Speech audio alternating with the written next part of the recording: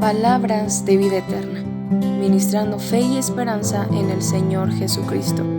Comentarios, reflexiones y exhortaciones referentes al segundo libro de los Reyes, por Francisco Arita, de Salamanca, Guanajuato. Y los hijos de Israel anduvieron en todos los pecados de Jeroboam que él hizo, sin apartarse de ellos, hasta tanto que Jehová quitó a Israel de delante de su rostro, como lo había él dicho por mano de todos los profetas sus siervos, e Israel fue transportado de su tierra a Asiria hasta hoy. Encadenados y transportados por los asirios, aterrorizados por sus verdugos sin ninguna posibilidad de escape, vieron cómo sus mujeres eran abusadas, sus hijos torturados, ellos mismos despellejados vivos, y no pudieron jamás recuperar su libertad. ¿Eso es lo que queremos? Ojalá aquí hubiera acabado todo. Ojalá todo esto hubiera tenido otro final. No, hubo más, mucho más.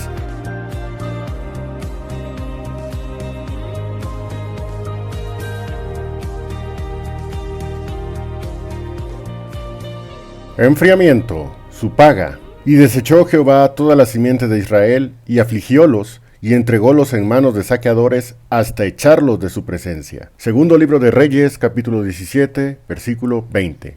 La necedad del ser humano siempre ha traído problemas prácticamente imposibles de resolver. El cerebro se bloquea tan fuerte que enloquece saboreando su propia maldad, y no le importa si con eso daña a otros, sea quien sea. Conocemos de hombres en posición de poder tan corruptos como el gobernador Félix, que quería dinero de Pablo para liberarlo de su prisión. Sabemos de mujeres tan perversas como Dalila, que son capaces de echar a perder la vida de un hombre usando sus atributos físicos por unas cuantas monedas. Nunca me he explicado por qué dicen que se arrepintió al final cuando capturaron a Sansón. Eso no es lo que pasó. Ella se fue feliz con su pago y no le importó nada más. Así es la maldad. ¿Y quién no se ha topado con jóvenes burladores como aquellos que escarnecieron a Eliseo diciéndole: «Calvo, sube, calvo»? Solo por su aspecto físico atizaron la lumbre de su carrilla. Qué bueno que por ahí a algunos osos no les pareció gracioso este comportamiento, y pues ya sabes lo que pasó.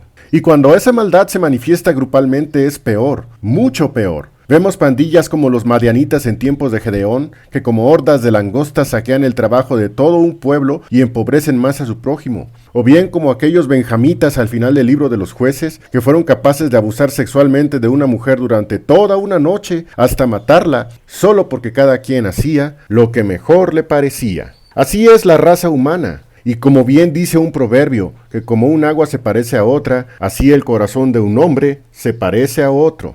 Todos somos viles, malvados, llenos de iniquidad, gente que no sabemos cesar de pecar.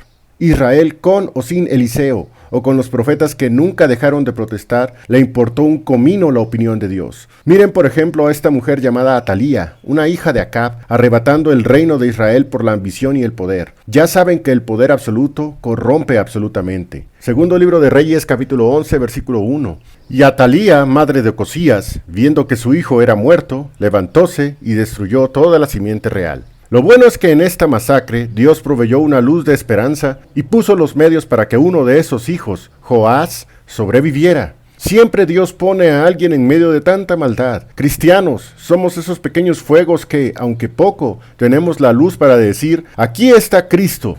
Sin embargo, tal como este niño rescatado, Joás, empezamos bien mientras somos guiados conforme a la palabra de Dios, pero después se nos ocurre, a través del tiempo, que no es necesario ser tan inflexible. Un permisito aquí, una probadita por allá. En fin, ¿qué puede pasar? Vean a este rey que comenzó a reinar a sus escasos 7 años. Capítulo 12, versículos 2 y 3. Y Joás hizo lo recto en ojos de Jehová todo el tiempo que le dirigió el sacerdote Joiada. Con todo eso los altos no se quitaron, que aún sacrificaba y quemaba el pueblo perfumes en los altos. Habían derrocado a Atalía y extirpado el culto a Baal. El rey niño hizo lo recto ante Dios cuando fue dirigido por este sacerdote. Desgraciadamente, como lo hemos visto antes, hay cosas como esos altos ahora en Judá, ídolos que no se quitan. Como son algunos de nuestros pecados. Dios nos ayude a desarraigarlos para siempre.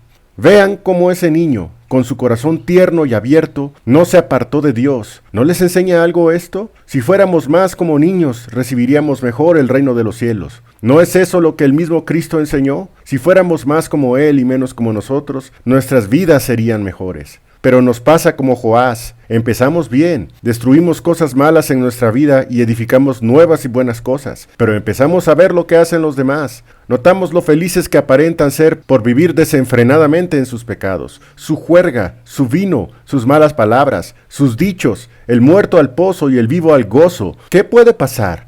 El trágico desenlace de Joás está descrito en segundo libro de Crónicas. En pocas palabras, se alejó de Dios por seguir sus pecados. Judá empezó bien, pero poco a poco fue decayendo. Poco a poco fue pareciéndose a Israel. Vean, por ejemplo, lo que la Biblia dice de uno de los reyes de Judá. Segundo de Reyes, capítulo 16, versículos 2 al 4. Cuando comenzó a reinar Acaz, era de 20 años y reinó en Jerusalén 16 años, y no hizo lo recto en ojos de Jehová su Dios, como David su padre. Antes anduvo en los caminos de los reyes de Israel, y aún hizo pasar por el fuego a su hijo, según las abominaciones de las gentes que Jehová echó de delante de los hijos de Israel. Asimismo sacrificó y quemó perfumes en los altos y sobre los collados, y debajo de todo árbol umbroso. Ya no solo era Israel, también Judá. Qué triste es ver a un hermano en Cristo que se entrega al pecado, pero es más triste aún cuando otros lo siguen en sus malas decisiones. Este rey hizo algo muy curioso. Miren lo que dice los versículos 10 al 13. Y fue el rey Acaz a encontrar a Tiglat-Pileser, rey de Asiria en Damasco, y visto que hubo el rey Acaz el altar que estaba en Damasco, envió a Urías sacerdote el diseño y la descripción del altar, conforme a toda su hechura. Y Urías el sacerdote edificó el altar, conforme a todo lo que el rey Acaz había enviado de Damasco. Así lo hizo el sacerdote Urías, entre tanto que el rey Acaz venía de Damasco. Y luego que vino el rey de Damasco y hubo visto el altar, acercóse el rey a él y sacrificó en él, y encendió su holocausto y su presente, y derramó sus libaciones, y esparció la sangre de sus pacíficos junto al altar. Este rey de Judá evidentemente hizo lo malo delante de Dios. Llama la atención que copió un altar de los sirios, levantándolo para hacer idolatría, siendo que el templo de Dios tenía 2 altares para servir, uno para sacrificar animales y otro para quemar perfumes. Tenía 2. Tenía más bendición que lo que estaba copiando. Tenía más con él y quiso copiar a los paganos sirios. Luego en el pueblo de Dios se infiltran ideas mundanas, psicología cristiana, charlas motivacionales, canciones que dicen ser cristianas y no mencionan a Cristo, tantas cosas que hay por ahí. Tal pareciera que hay cosas que se quisieran copiar del mundo, pues se ven atrayentes. Lo mejor es lo que ya está escrito en la Biblia. No ganamos nada con, entre comillas, modernizar. Hay un himno que dice, dime la antigua historia del celestial favor. Lo mejor no tiene que mezclarse con las ideologías mundanas que pudieran dominar en el mundo. ¿Para qué copiar? El único modelo digno de imitar es lo que Dios ya ha establecido desde su palabra. Pero eso ya no está pasando por nuestras cabezas cuando estamos en medio de un enfriamiento. Muchos no quieren acercarse a Cristo porque conocen a cristianos con comportamientos cuestionables y ponen el pretexto, yo los conozco, son unos hipócritas. ¿Todos somos hipócritas? ¿Todos somos de doble rasero? Son injustos, pero tienen un punto. No debería verse eso en ningún cristiano. Desgraciadamente, cuando un cristiano cae en desobediencia y sobre todo en necedad, las cosas se complican más. Ahora mismo sabremos la respuesta a esta pregunta. Total, ¿qué puede pasar? Veamos entonces qué puede pasar. Primero analicemos lo que se nos dice de algunos reyes de Israel. Capítulo 13, versículos 10 al 11. El año 37 de Joás, rey de Judá, comenzó a reinar Joás, hijo de Joacás, sobre Israel en Samaria, y reinó 16 años. E hizo lo malo en ojos de Jehová, no se apartó de todos los pecados de Jeroboam, hijo de Nabat, el que hizo pecar a Israel. En ellos anduvo. Ok, ya lo hemos visto. Esos tercos y atroces becerros. Bueno, vamos a leer este otro. Capítulo 14, versículos 23 y 24.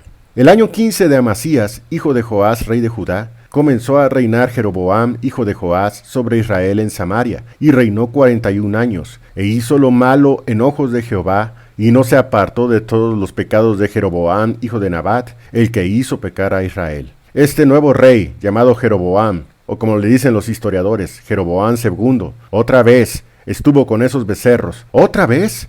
Pues, ¿qué tienen esos becerros? Miren hasta dónde puede llegar y difundirse un pecado. Iglesias enteras pueden caer en apostasía por el hecho de permitir herejías y desvaríos. Y lo que más duele es que sí hay profetas que protestan y exhortan a que no se metan en semejantes asuntos y simplemente no quieren. El enfriamiento en una iglesia se expande por la propia necedad y apatía de sus miembros. El orgullo, el rechazo a la palabra de Dios y el fastidio hacia la sana doctrina son explosivos catalizadores del desdén, el enojo y la oposición a Dios. Miren rey tras rey, noten su falta de interés por cambiar las cosas, tiemblen ante ese comportamiento y conozcan qué es lo que viene en muy poco tiempo de parte de Dios. Capítulo 17, versículos 9 al 18. Sí, son varios, pero miren lo que dice. Y como los hijos de Israel peleasen cosas no rectas contra Jehová su Dios, edificándose altos en todas sus ciudades, desde las torres de las atalayas hasta las ciudades fuertes, y se levantasen estatuas y bosques en todo collado alto, y debajo de todo árbol umbroso, y quemasen allí perfumes en todos los altos, a la manera de las gentes que había Jehová traspuesto delante de ellos, e hiciesen cosas muy malas para provocar a ira a Jehová, pues servían a los ídolos de los cuales Jehová les había dicho: vosotros no habéis de hacer esto. Jehová protestaba entonces contra Israel y contra Judá, por mano de todos los profetas y de todos los videntes, diciendo: volveos de vuestros malos caminos, y guardad mis mandamientos y mis ordenanzas, conforme a todas las leyes que yo prescribí a vuestros padres, y que os he enviado por mano de mis siervos los profetas. Mas ellos no obedecieron, antes endurecieron su cerviz como la cerviz de sus padres, los cuales no creyeron en Jehová su Dios, y desecharon sus estatutos y su pacto que él había concertado con sus padres, y sus testimonios que él había protestado contra ellos, y siguieron la vanidad, y se hicieron vanos, y fueron en pos de las gentes que estaban alrededor de ellos, de las cuales les había Jehová mandado que no hiciesen a la manera de ellas, y dejaron todos los mandamientos de Jehová su Dios, e hiciéronse vaciadizos 2 becerros, y también bosques, y adoraron a todo el ejército del cielo, y sirvieron a Baal, e hicieron pasar a sus hijos y a sus hijas por fuego, y diéronse a adivinaciones y agüeros, y entregáronse a hacer lo malo en ojos de Jehová, provocándole a ira. Jehová, por tanto, se airó en gran manera contra Israel, y quitólos de delante de su rostro. No quedó sino solo la tribu de Judá. Dios los quitó de su rostro, los entregó a un naciente imperio, los asirios. Emperadores como Sennacherib y Asurbanipal aterrorizaron al mundo de entonces con desollamientos en vida, empalamientos, torturas de todo tipo, etc. Cuando conquistaban un pueblo, agarraban las cabezas de los hombres vencidos y las ponían en una pila a la entrada principal de las ciudades como símbolo de victoria y conquista sobre los nuevos oprimidos. Eso fue lo que vivieron los de Israel. Capítulo 17, versículo 20. Y desechó Jehová toda la simiente de Israel y afligiólos y entrególos en manos de saqueadores hasta echarlos de su presencia. Tal vez la Biblia no le dedica detalles a lo que vivieron, pero este solo versículo nos da la clave sumaria de este asunto: hasta echarlos de su presencia. Tú que estás oyendo, ¿crees que Dios no es capaz de hacer esto si te desvías de sus caminos? ¿Hasta dónde puede llegar su castigo si te endureces? Cuando he tenido la necesidad de castigar a mis hijos, les he dicho en alguna ocasión, a los 3, ¿quién crees que se va a cansar más pronto? ¿Tú de recibir castigo o yo de castigar? Nuestro Padre sabe dar el pago certero cuando se necesita. No es como yo, que puede fallar en mis juicios. Conocemos lo que sucede cuando alguien se entrega por completo a los malos caminos. El adúltero se va con la nueva mujer, dejando atrás destrucción y calamidad, desgarrando el corazón de su esposa y dejando a sus hijos muertos en vida. Para colmo, no le importa. Adictos van por su sustancia una y otra vez hasta empobrecer, y son capaces de robar a sus propios padres, saquear a sus seres más queridos e incluso vender su propio cuerpo por sentir lo que ya no se siente igual que la primera vez, su falso placer. Tantos ejemplos que hemos visto, y todos dan un pago. Dios se encarga de dar ese pago, no otro. Capítulo 17, versículos 22 al 23. Y los hijos de Israel anduvieron en todos los pecados de Jeroboam que él hizo, sin apartarse de ellos, hasta tanto que Jehová quitó a Israel de delante de su rostro, como lo había él dicho por mano de todos los profetas sus siervos, e Israel fue transportado de su tierra a Asiria hasta hoy. encadenados y transportados por los asirios, aterrorizados por sus verdugos sin ninguna posibilidad de escape. Vieron cómo sus mujeres eran abusadas, sus hijos torturados, ellos mismos despellejados vivos y no pudieron jamás recuperar su libertad. ¿Eso es lo que queremos? Ojalá aquí hubiera acabado todo. Ojalá todo esto hubiera tenido otro final. No, hubo más, mucho más. Esta historia continuará. Que Dios nos ayude y pidamos de su bendición y favor para mantenernos en paz con Él. Gloria a Dios.